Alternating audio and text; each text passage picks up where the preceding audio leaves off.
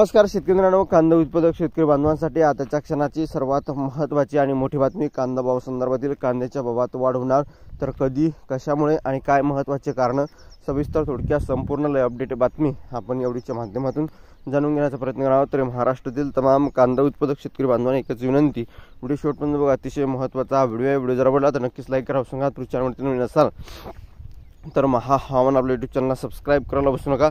Screen शकता यावर कांदा दरवाढीचे भवितव्य अवलंबून कांदा उत्पादक संघटनेने केली ही महत्त्वाची मागणी. बघू शकता महत्त्वाची अपडेट आहे. सध्या कांदा निर्यातवर कुठलेही बंधन नसले तरी कांद्याची निर्यात संत गतीने होत आहे. आणि या ठिकाणी बघितलं सर्वात जास्त कांदा निर्यात होणाऱ्या बांगलादेशात स्थानिक कांदा सुरू असल्याने तेथे भारतीय कांद्याची मागणी कमी झाली आहे. केंद्र सरकारने कांदा निर्यातीच्या वाढीसाठी उपाययोजना केल्या आणि नाफेड व एनसीएफच्या बफर स्टॉकसाठी थेट बाजार समित्यामध्ये लिलावाद्वारे शेतकऱ्यांचा कांदा खरेदी केला तरच कांद्याच्या दरवाढीची संधी दिसत आहे. कांद्याला पुढील काळात भाववाढ होईल या अपेक्षेने शेतकऱ्यांना प्रतवारी करून आपापला कांदा चाळीमध्ये साठवून ठेवला आहे. देशांतर्गत मागणी आणि जास्तीत जास्त कांदा निर्यात होण्यासाठी कांदा निर्याती संदर्भातील सरकारी उपाययोजना यावर कांदा दरवाढीचे भवितव्य अवलंबून असल्याने महाराष्ट्र राज्य कांदा उत्पादक शेतकरी संघटनेचे अध्यक्ष भारत दिघोळे यांनी सांगितले आहे.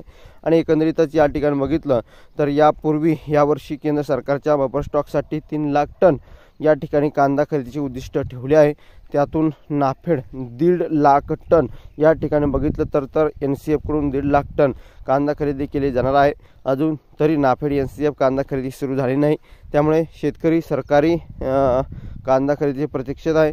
बाजार समित्यामध्ये शेतकऱ्यांना कांद्याला मिळणारा सरासरी 700 ते 900 रुपये प्रति क्विंटल हा निश्चित दर असून शेतकऱ्यांना कांद्याला विक्रीतून नफा होण्याची आर्थिक नुकसान सहन करावे लागत आहेत. धन्यवाद. लाईक, शेअर आणि सबस्क्राईब कमेंट करा. सांगा तर तोपर्यंत इथेच थांबतोय.